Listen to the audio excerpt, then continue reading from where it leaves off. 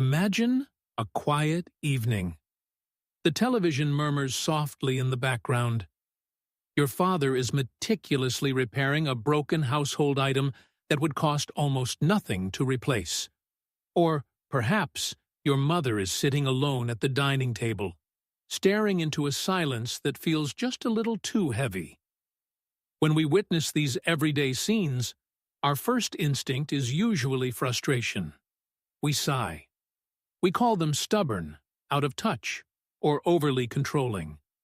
We casually throw around the term generation gap as if it explains everything. But what if we are reading the room completely wrong? What if that obsession with keeping old things, that desperate need for control, and that unspoken loneliness aren't just frustrating habits of getting older?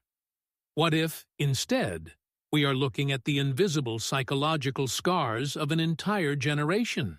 We often label the baby boomer generation as rigid or hopelessly out of touch. When they dismiss our burnout, when they insist that a stable, soul-crushing job is better than chasing a passion, or when they aggressively hoard plastic bags and glass jars, we roll our eyes. We assume they are just stubbornly refusing to evolve with the times.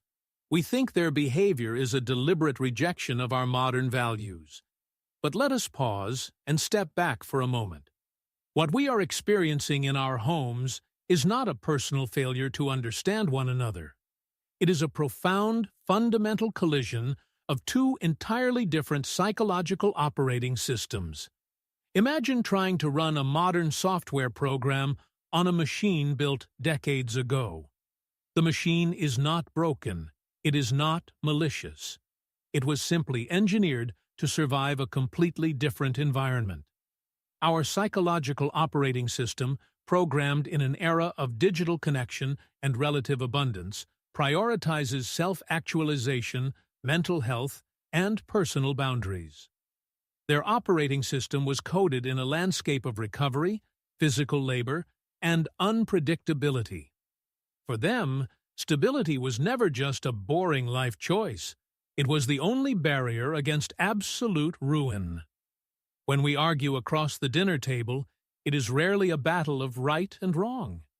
It is a clash between a generation that had to build the very floor we stand on and a generation that is trying to reach the ceiling. To truly understand them, we must stop viewing their actions as a threat to our freedom and start looking objectively at the world that forged their minds. To understand that operating system, we have to look at the factory floor where it was built. Imagine growing up in a world where the future was never guaranteed. Many baby boomers were born into the harsh realities of post-war reconstruction, economic instability, and societies that were quite literally rebuilding themselves from the ground up. In their formative years, there was no safety net, resources were finite. Clothes were patched until they fell apart. Opportunities were not things you explored to find your true passion. They were lifelines you desperately grabbed to keep your family fed. In this unforgiving environment, personal freedom and emotional boundaries were luxuries no one could afford. Survival was the only metric of success. Psychologists refer to the lasting impact of this environment as the scarcity mindset. When a developing human brain is subjected to prolonged periods of lack, whether it is a lack of food, money, or basic security, it fundamentally rewires itself. The brain learns that the world is inherently dangerous and resources can disappear overnight. It permanently encodes this fear into a survival mechanism. This mechanism does not just magically shut off when they finally achieve financial stability decades later. The trauma of scarcity outlives the scarcity itself. So, when you watch your parents refuse to throw away a useless cardboard box, or when they insist on eating stale leftovers, even though they have a full refrigerator, your immediate reaction might be annoyance. But look closer. They are not just being stubborn or cheap. They are instinctively fighting off an invisible ghost of poverty that we, their children, have never had to look in the eye.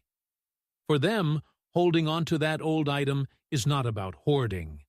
It is a micro-defense mechanism against a deep, primal terror of having nothing. Their extreme frugality is simply a scar left behind by a world that demanded their youth, so that we could have the privilege of living in abundance. But the scarcity mindset is only the first layer. If survival was their only metric of success for decades, what happens when survival is no longer in question? When the mortgage is finally paid off, the pantry is full, and the children have grown up, you would expect them to finally breathe. You would expect them to rest. But instead, they often become restless, irritable, or deeply anxious. To understand why, we have to look at a psychological phenomenon known as identity fusion. For many baby boomers, their sense of self is not separate from their duties. Growing up in a time that demanded immense sacrifice, they learned to completely erase their individual desires. They do not just have a job. They are their job. They do not just provide for their family. They are the provision itself. Their entire self-worth, their entire ego, is fused with their capacity to work, to sacrifice, and to endure hardship. Think of it like a soldier who has finally returned home and taken off his uniform. The war is over. The house is safe and quiet. But every single night, he still dreams of the trenches. He paces the hallways, unable to sit still, because without a battle to fight, without a squad to protect, he no longer knows who he is in times of peace.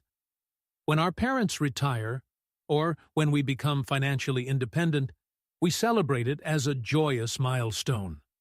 We tell them to go travel, to find a hobby, to finally live for themselves.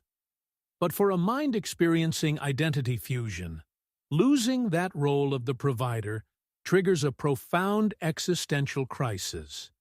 If they are no longer needed to solve our problems, if the trenches are empty, what is their purpose? Without the struggle, their identity begins to unravel. This quiet panic of losing their utility bleeds directly into how they interact with us. And this is where we encounter the second psychological layer: generational trauma. Because the world that shaped them was fundamentally unpredictable and unsafe, their subconscious learned a very specific equation. Safety requires absolute control, and survival requires strict obedience. They love us fiercely, but that love is often wrapped in a tight, sometimes suffocating grip. They try to dictate our career choices, they scrutinize our relationships, and they criticize our spending habits. We see it as an invasion of privacy, but in their traumatized subconscious, deviating from the proven traditional path is not just a difference of opinion. It feels like a literal threat to our survival. They are terrified that if we do not listen, we will fall into the very ruin they spent their whole lives climbing out of. This deep-rooted fear is exactly why we hear those painful, guilt-inducing phrases during family arguments. I gave up my entire youth for you, and this is how you repay me? I worked my fingers to the bone to give you this life, and you do not even respect my advice. When these words hit us, they sting. They feel like deliberate emotional manipulation. They feel like a weapon designed to make us feel small. But if we put on the lens of psychology, we must translate these words differently. This is not malice. It is a desperate, terrified plea from a generation that does not know how to express vulnerability. It is the raw, unspoken sound of someone crying out, "Please do not let me become useless. Please do not tell me that all my suffering was for nothing. Please, let me still matter to you."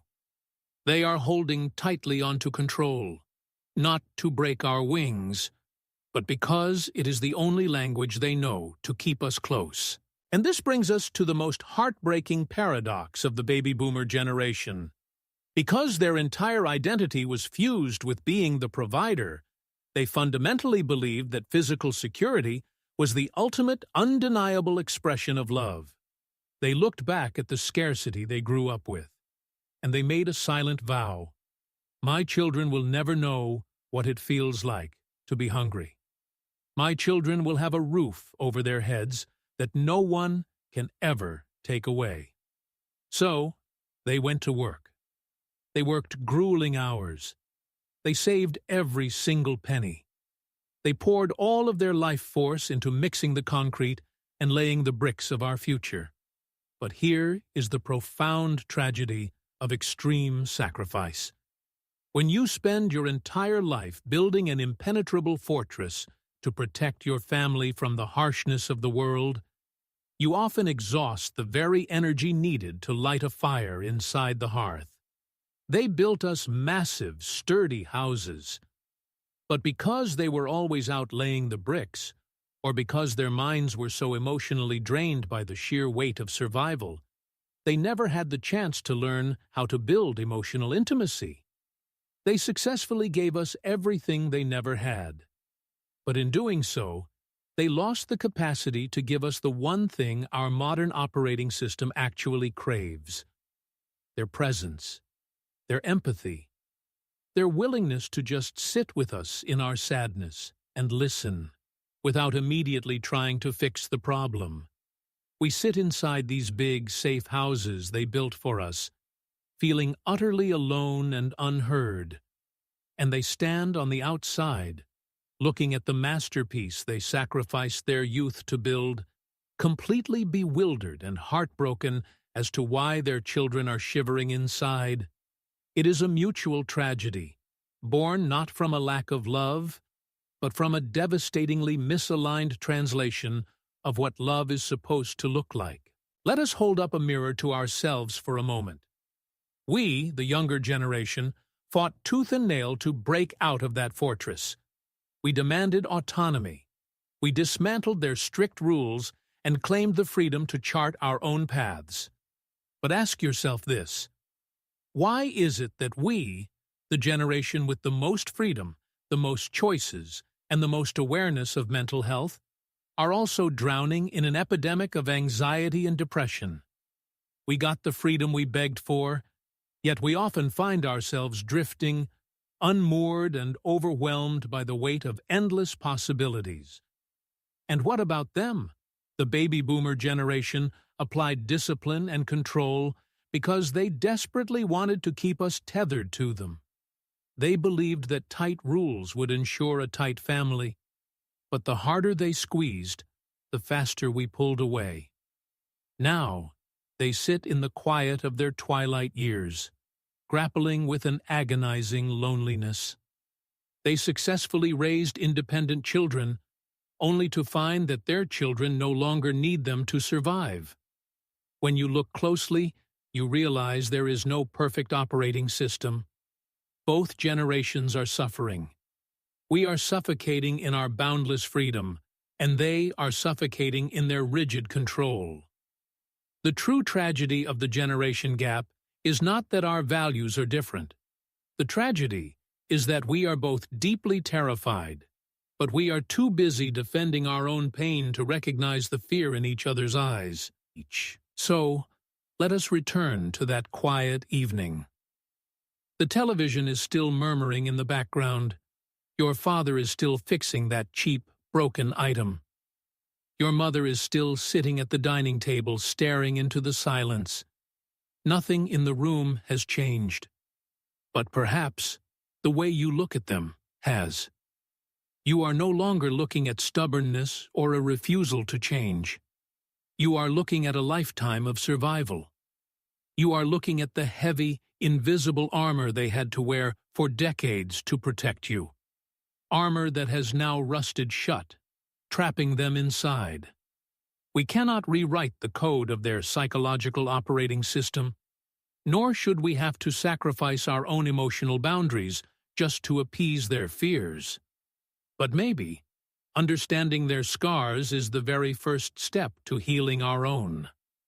The next time you sit down at that dining table and that familiar, frustrating silence fills the room, ask yourself, what are they truly afraid of losing right now? And what about your own family? What unspoken fears are echoing through your hallways? Share your story with us in the comments below. Because sometimes the most profound healing begins simply by realizing we are not alone in the quiet.